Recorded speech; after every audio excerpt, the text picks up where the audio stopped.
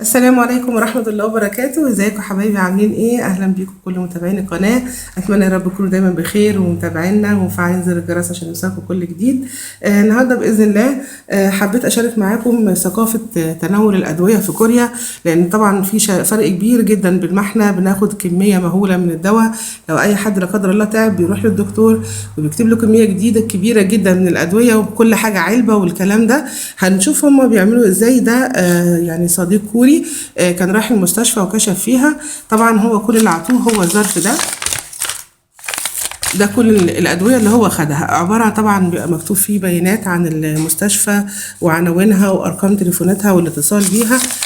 واللي هنا الأدوية الموجودة جوه، وحاطين له هنا الانواع الموجوده وبياناتها وبتعالج ايه، يعني مختصه بايه.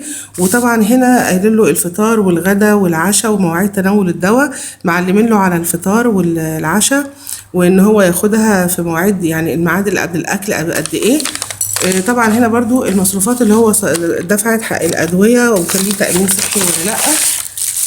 ادوا له بقى الادويه، هما طبعا معلمين له على انه ياخد الدواء في الفطار وفي العشاء.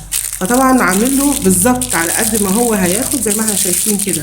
هو العلاج لمدة اسبوع، كل 2 من دول يوم فطار وعشاء، فطار وعشاء، فطار وعشاء، وهكذا. فبالظبط حاطين له على كل واحدة مثلا ده الفطار، ده في العشاء، ده في الفطار، زي ما احنا شايفين كده، ان هو هياخد 3 حبات من كل نوع. مفيش داعي ان هو يكتب له شريط من كل نوع ولا علبة من كل نوع. هو كاتب له بس عدد ما هو محتاج، او صرفين له عدد ما هو محتاج من ادويه. ده مفروض الاسلوب اللي يكون فعلا يتبع في صرف الادويه، مفروض في الدنيا كلها، وخصوصا في دول زينا لسه بتطلع. طبعا العلاج اللي هو هيستمر عليه فتره اطول عاطين له منه شريط، لكن على حسب احتياجه اليومي للادويه، مش اكتر من كده.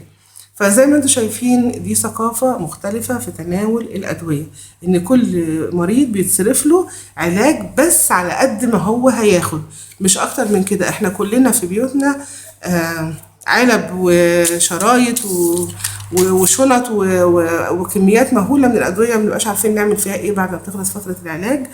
يعني حبيت أشارك معاكم ثقافة تناول الأدوية في كوريا، وإزاي بيصرفوا العلاج للمريض، وإن الموضوع كله بيبقى متحجم ومحدد، زي ما كل حاجة منظمة ومحددة. ربنا ينفعنا وينفعكم بالفيديو. السلام عليكم ورحمة الله.